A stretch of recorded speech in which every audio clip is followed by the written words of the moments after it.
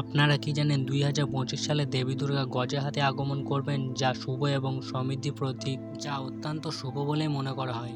তো ভিডিওটা স্কিপ না করে পুরো ভিডিওটাই দেখুন। 2025 সালে মা দুর্গা ঘটক বা ঘোড়ায় চড়ে মর্তে আগমন করবেন এবং গজে হাতি গমন করবেন। সাধারণত দেবী দুর্গা পঞ্চম বাহনে মর্তে আগমন ও গমন করেন। ঘটক ঘোড়া, হস্তি হাতি, নৌকা পালকি এবং স্বর্ণের পালকি।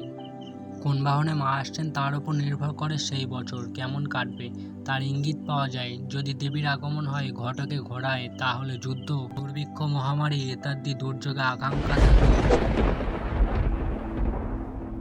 যদি দেবীর আগমন হয় হস্তিতে, তবে তা শুভ লক্ষণ হিসাবে ধরা হয়। নৌকায় আগমন হয় তাহলে শস্য ও ধন সম্পদ বৃদ্ধি পায়। পালকিতে আগমন হলে মরক রোগের প্রকাশ দেখা যায়। 2025 সালে যেহেতু দেবীর আগমন ঘটকে এবং গমন হস্তিতে, তাই এই মুহূর্তে কিছু দুর্যোগের সম্ভাবনা রয়েছে। তবে দেবীর গমন হস্তিতে হওয়া পরিস্থিতি ধীরে ধীরে স্বাভাবিক হবে বলে আশা করা যায়।